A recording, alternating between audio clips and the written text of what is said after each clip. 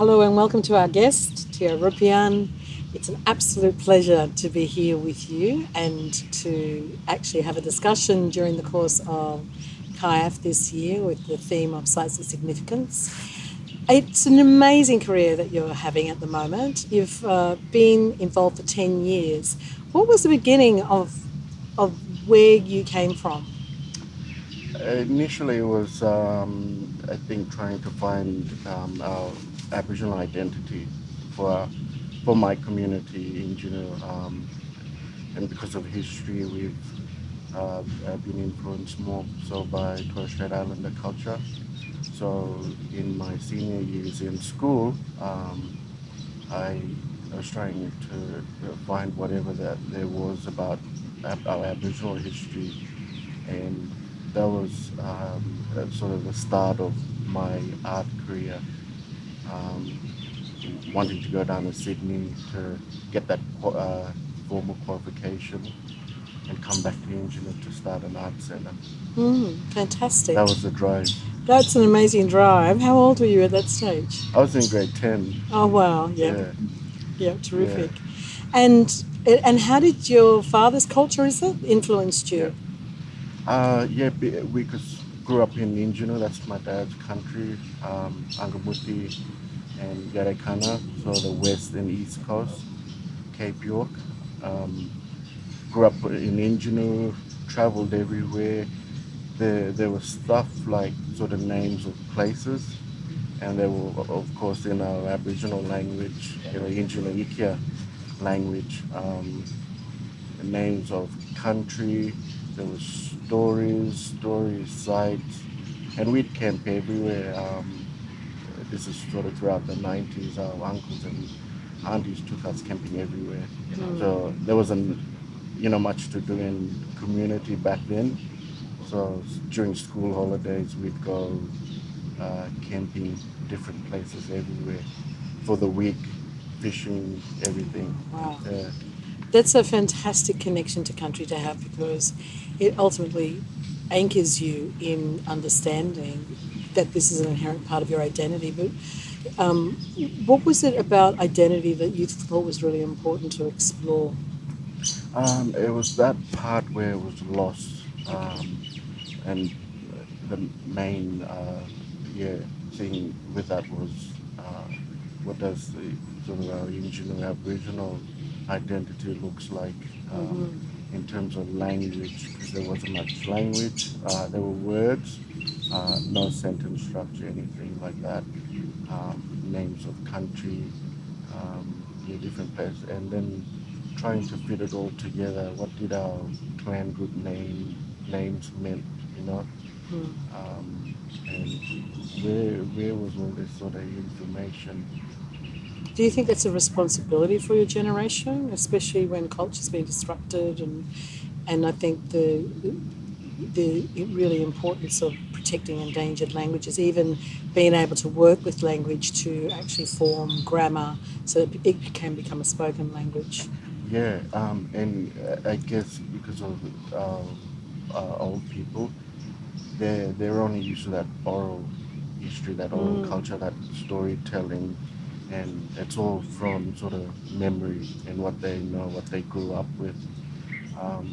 Nowadays, our generation, we've got, and some of them haven't. They only went to school to grade 7, and didn't they didn't sort of have that full sort of school sort of experience. And us younger ones, we're a bit more equipped, and know what's going outside and where to look for things. So all of our information is sort of sitting in places down south, the state library or archives, or sort of all that historical Western documentation of our historical past, are things that I'm finding now, and it's all making sense because I grew up with all that old stories, all that colonial history, traditional stories, and now coming across all that documentation from like Frank Jardine and that, and all that stuff that happened in Somerset. It's all marrying up. You made a big decision to in the pursuit of actually, I guess, realising the Injinoo Art Centre, and that is by actually going south. And you went and studied art. Yeah, I did. I went to College of Fine Arts, it was known back then at UNSW, University of New South Wales. Um, my influence from my time at school was my cousin Eileen Ropeyarn. That's where I sort of draw that artistic ability, pretty much, copying her in Mhm. school because she was pretty good at with the design work. Her dad was an artist, Uncle Stephen, and yeah, I sort of took that on board and just really loved it, really loved what they were doing, and that helped me with my art journey and to go to further that at the College of Fine Arts. I went through a program in high school in grade 10, 11, and 12.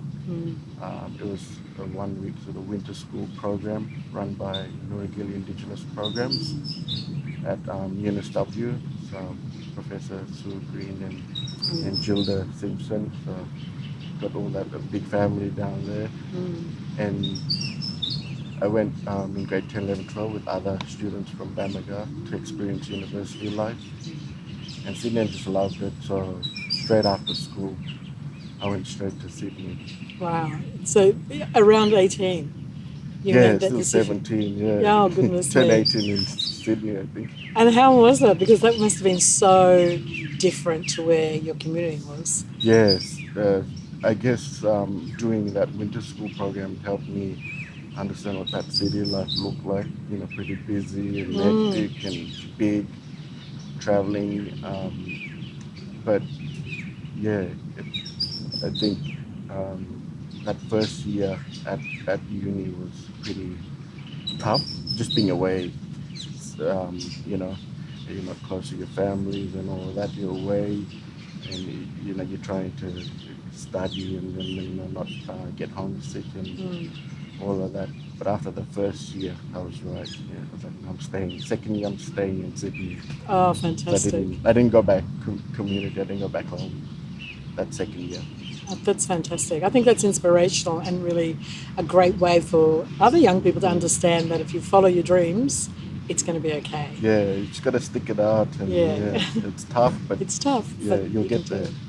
it. That was about 3 years then, that course, and 4 years. I 4 did over years? 4 years.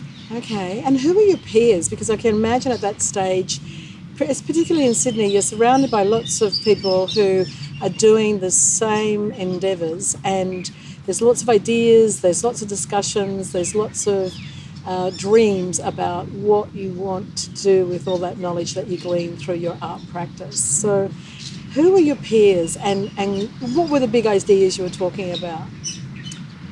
I guess with my art, yeah, all um, our elders back home, family, in terms of sort of peers from the early stage of sort of going into art, and I was just trying to just take everything on board while I was studying at COFA, and there were really good people that would help you along the way, and yeah, I think there was a lot of different people that sort of helped with that time down there. With your first exhibition, what did you focus on?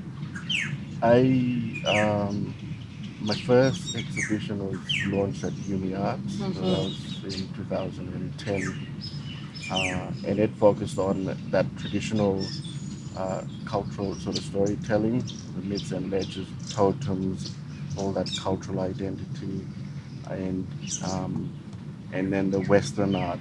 So I wasn't an oil painter, but uh, studying at COFA, I picked up oil, and we did a subject called transfer of technology. So using images from the internet, I painted the turtle, the dugong, all our sort of totemic animals from up north, and that's what I wanted to show. It was called Exploring Two Worlds. So that traditional sort of cultural sort of art and and that Western art style. Why is that important to you? I guess I am open to sort of everything, Mm. not just only culture, but sort of Western art as well. I guess just to fully equip myself with everything, and the whole journey of Kofa was to get all that sort of skills, all that history, and yeah, and just draw on everything as possibly as I can. You're considered an early mid-career artist. Do you consider yourself that? Yeah, I've been in it for like 10 years now. Yeah. It's sort of yeah interesting how the stages all play out. Because I still feel like I'm still sort of getting out there, but I know there's sort of this bracket within 5 years of your practice, you're an emerging artist, and once you're outside of that, it's a different term. But um, yeah, I'm getting my art out there, and it's being recognized and all of that. So yeah, And you're going to be in the 23rd Biennale in 2022 under the artistic directorship of Jose Arco. mm, I think the theme is rivers. What are you looking at in terms of developing for that particular exhibition, Biennale? yeah. I've got a big work planned for the Biennale. It'll be the biggest work to date, but I'm looking at sort of that Aboriginal philosophy of how we can one with our totem, with the land, sea, and sky, in our dreaming, our all that ancestral knowledge and who we are. So it's a work that's gonna incorporate all of that blending of the totemic animals, country, the four clan groups, which is what I draw upon in my art, the human body, as a spirit, and the body that we are today as sort of Injinoo people, and and then incorporating all the traditional stories that was told to me, and trying to bring this sort of uh, whole creation and way knowing of understanding of the existence of our people and how and why and all that. I think it's a terrific opportunity, and I know that the word is used quite a bit, but the ability within the Biennale is that it's got hundreds of artists, it's international, it is a critical discussion about art, and it's really exciting that you're going to be involved, especially with that exhibition. Where do you see yourself now as, say, when you first started 10 years ago? How do you think you've changed or matured as an artist? Yeah, well, when I finished studying in Sydney, went back home to Injinoo. I was there for a year, and then came to Cairns, and then I started working at Uni Arts. And at that stage, there sort of wasn't much around.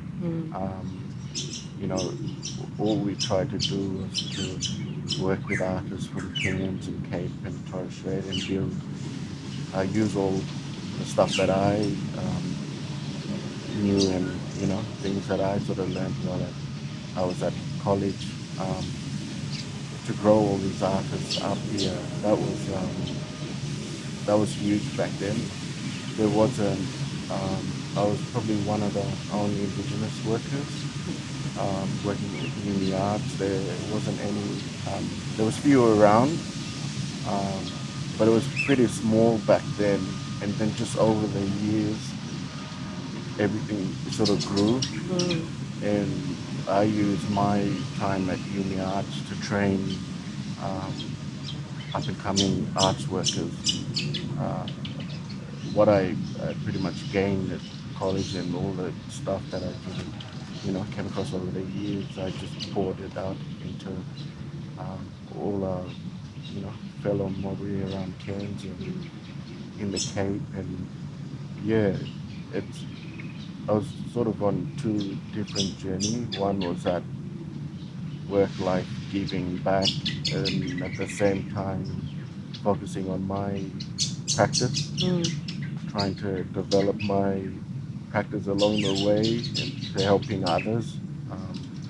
That was a big thing for me. Even though I didn't go back to Injinoo to start that art center, things were sort of slowly developing in community. But being in Cairns was, yeah, me giving back and using what I learned to, help others. Well, you're both a successful artist, and you're also a curator, and you've curated at UMI, and you've been at Cairns Regional Gallery, and you're also associate curator for Cairns Indigenous Art Fair.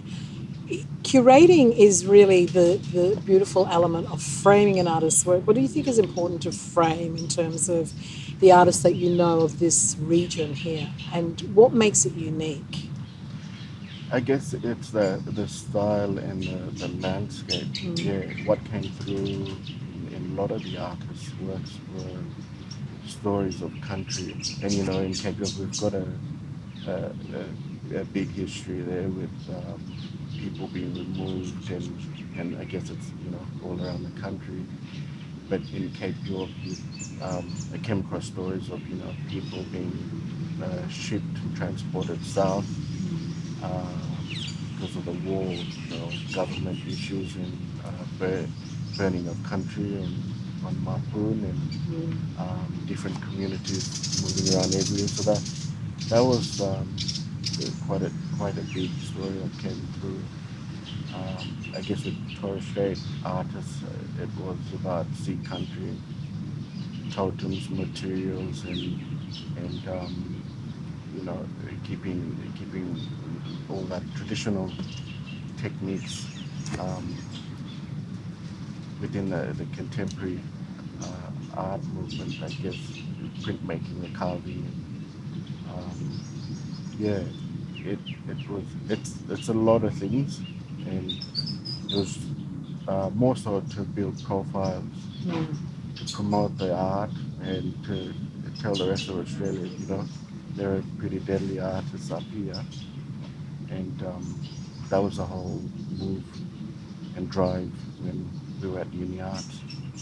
Do you think you'll still continue curating because you've highlighted the colonial history, the frontier wars, the displacement of people, as well as I think in relation to Torres Strait Islands is the really devastating impact of climate change, the absolute vulnerable and fragile ecosystem, marine ecosystems. The ability to frame that as a curator and then give expression to it as an artist, how important do you think that is in terms of now and in the future? Yeah, I think it's all that truth telling too, and we've got a big history to tell up here.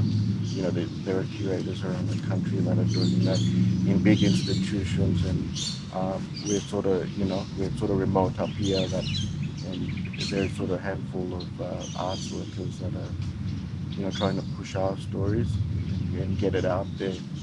Um, and yeah, we're quite unique. We've got both cultures in the one state in Queensland, Aboriginal and Torres Strait, and that's a sort of a unique blend too that we sort of fuse to get all that information out.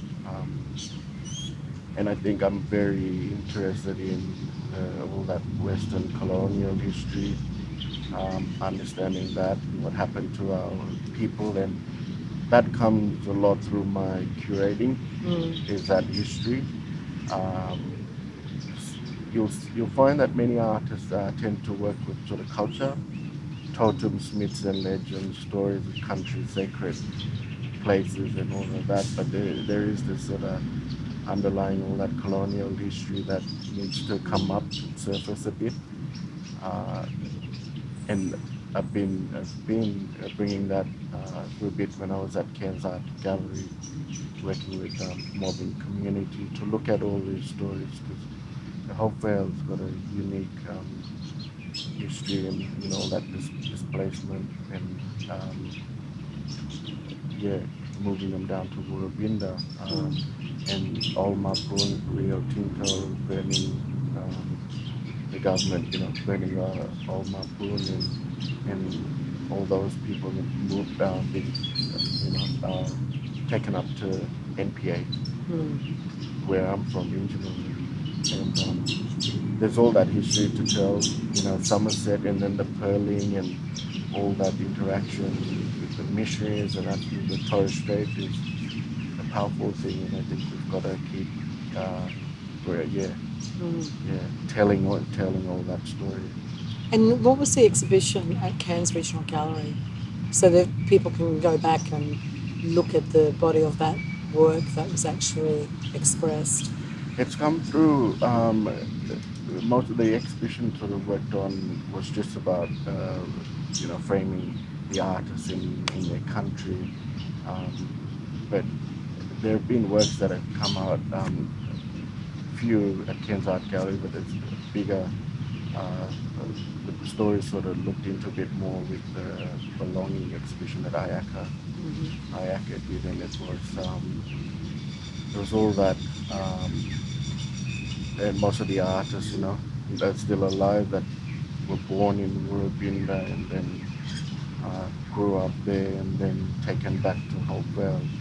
So all the artists like Wanda Gibson and Daisy Hamlet. It's great because they've come from that time and experienced all of that, and that removal or the returning back to country. And another artist, Uncle Vincent Babia, talked about the history of sort of Saibai. They had to move from one end of the island to like where the township is now because of the weather and natural disasters, and then moving from there to the mainland, Mutiet, and then settling in Bamaga and Saisia. And this was done at their own accord because of shortage of water and land. And I'm reading books and looking at all this history, all the voyages throughout Torres Strait, the first interaction and missionaries. That's all important and stuff and exciting too. It really seems now that art is weaving together of so many different threads of history, of culture, of philosophies, of vision, dreams, and also of generations. The connecting that is occurring now, where do you think this will stand us in 10 more years? When you think of where you'll be after 20 years of practice, what would you like to see? What would I like to see? That's a big question. But I guess I'd like in 10 years, I'd like to see us on the map, in globally as an art movement, Queensland art movement from up north, practically, and with up there with the Central Desert movement as well. It's, I guess we're quite unique. We've got a different style and sort of practice, similar histories, and but I want to see our sort of art movement up there globally, internationally. I think that's a really great kind of marker for what does maturity of First Nations art looks like from Queensland. What do you think it's going to take for the art movement to get there? I guess nationally is getting artists into big shows down south. I think some of our artists are missing out on very big shows. They're fewer selected at sort of different times, but all the important survey shows, I think there are a lot of artists up here that are really missing out. So, to get to that vision in 20 years, what do you think we need to do now? I guess more shows down south. I think we've got to really build up our reputation nationally, and I guess our artists are missing out on very big shows down south. There is all this sort of important storytelling, and I think sometimes we've got to take that lead to, work on these projects so that we do promote it our way and tour it around the country. But I've seen that with big shows down south, survey shows, um, there are only select few that are selected into these shows, and there's a lot of artists up here that are pretty, are pretty deadly, pretty, they're talking about their history, their art practice has come a long way, and we need to get them into these shows to create that exposure. And I think that'll help with that promotion nationally, but taking the Queensland art movement internationally as well. It'll get there eventually. Where do you think are really important countries to start a dialogue with, so that that deep appreciation can be developed? Because in some countries, you spend a lot of preparatory work introducing artists so that their curators can frame, so that increases appreciation for the audiences that attend those institutions.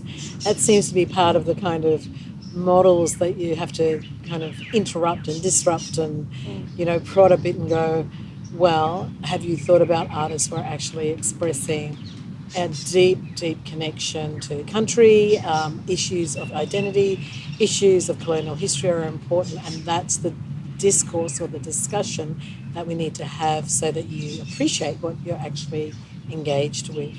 Which countries do you think would be ripe for that? On that note, too, the, the First Nation curators in Canada that are sort of have got this partnership now with New Zealand and Australia, um, sort of creating this sort of collaborative sort of framework in bringing artists to New Zealand or to Canada, and I guess it's like an international um,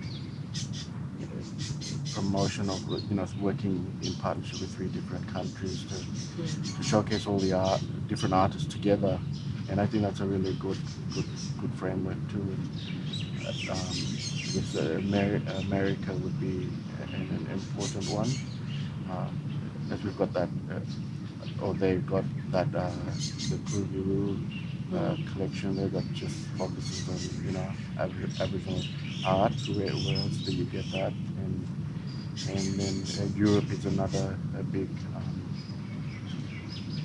yeah, another country that's sort of very interested in art. From Australia, I guess it's more so coming out of the Central Desert art movement, and that's taken the world on a huge stage. So, in terms of Europe, places like Germany and Berlin, which are spaces where artists can actually talk about their concepts and their ideas for exploring their art, how important do you think that is for our artists here, Queensland First Nation artists, to be engaged in those spaces?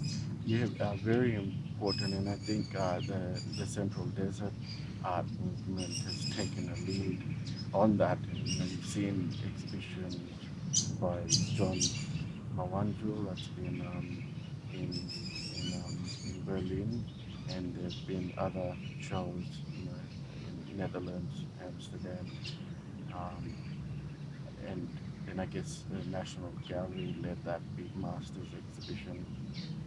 They did China and India, if I'm correct on that. Um, yeah, I think it's getting out there. It's been out there, and I think there are more sort of interest building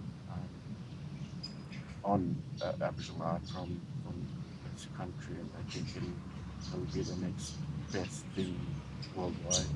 Why is it going to be the next best thing? Because I think it's just too popular. It's yeah, uh, it, it's just tapping into an area where it's sort of quite unique. I'm not too sure, uh, you know what I'm feeling on that sort of front, but it's just that um, yeah, the interest, I think, the spark behind it it'll be the next best thing. Teo, we've explored the meaning of art markets at an international level, but domestic levels are also really important. And in respect to the work you have now within Tanandi, you've entered probably about 3 works you indicated. Would you like to tell us some of the kind of intent of your focus behind that work? Yeah, I guess the 3 works I created for Tanandi was inspired by the theme of the Sydney Biennale, which I'm participating in next year. And I guess at the theme of the Biennale sort of made me stop and look at my practice a bit more, and then I sort of realized I was drawing on more totemic animals from our country, and I think water was a big thing behind all of my prints. To do with our country, in our connection to the land, sea, salt water, and fresh water. With the 3 works I created for Tanandi, they just merely celebrated land and water without anything else. And I guess it was good to just sort of step back from looking at myths and legends and animals and stuff like that. And yeah, I just went. No, I'm looking at water and land, and I just want to cherish all those memories growing up in Injinoo, because the experience we had back then was really different. So one of the works called Ayara, which is rainy season, had 2 elements. It appeared as if it was a landscape, but had like this rain water form, which sort of symbolizes rain clouds, a water body, and then this land formation below it. So Ayara in Injinoo language is rainy season, and within the land formation, I do this spirit band thing in some of my works, and the land section of this print had different elements of country and memories. So in that band, which I call like a spirit stream, I add images of the grass tree, the yam vine, the leaf, the pitcher plant, the termite mound, the corrugation that you get experience throughout Cape York, the mango leaf. So it framed wet season around December, so when mangoes were good to eat, and the country would get soaked, drenched in water from all the rain, flooding, and I guess after wet season, going into dry season, then coming back into the wet again, then the landscape changes color from green to brown and green. And when it's brown, it's the grass tree. That's the only greenest thing you can see in the bush. So drawing on, we've traveled up and down Cape York for nearly all our lives, going to Brisbane for holidays and all that sort of stuff. So I've seen the country change over like 30 years. In a positive sense, or Yeah. like the cycles of it? Yeah, and Or just memories of Yeah. capturing different parts, even like a bend, going around a Yeah. corner, or when you're coming into like Musgrave, all the termite mounds, parts of the Peninsula Development Road where all the corrugations are sort of worse, dust holes. So yeah, it was nice to just sort of reminisce, stop, and just look at the small things that I didn't really touch on in some of my works. The second work pretty much looked at water, land, and sky as being, very spiritual and important aspect of, our culture. Sea is where we get food, and land, and then the sky with the changes of sort of season and all of that. And that work was called Ani Ipiacha, which is pretty much land, water, and sky. So it's set against sort of a nighttime theme, and with the land in red, referencing the red dust sort of country. It's beautiful, red dust country. Yeah, and yeah, I think just drawing on those sort of little things that you take for granted. And the third work is called EP, and it's a geographic location of Injinoo, where because it's situated next to Coal Creek. Injinoo was formerly called Coal Creek before Uncle Dan Ropeyarn changed the name of the community to Injinoo, and it's next to a creek that sort of comes out, flows into the sea, and directly across is Prince of Wales Island, sort of start of the Torres Strait. And yeah, and that works at the water sort of design element throughout the whole image. So I had like the creek flowing out to the sea, and then the land in red on the side, but it had sort of rain showers coming across. So celebrating like just the rain, water, fresh water, and salt water. So all the It's very strong elemental themes throughout the work.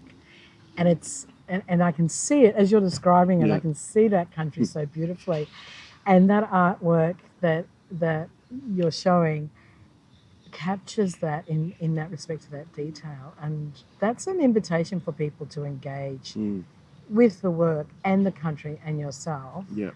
I think it's important because you also have collections in the National Gallery, and are those earlier works in that regard? Their earlier works, one of the ones the Museum and Art Gallery of Northern Territory purchased was the work that I won the Telstra Works on Paper Award back in 2013. So they acquired that, and the national, it was called a Pudama, so based on country, the four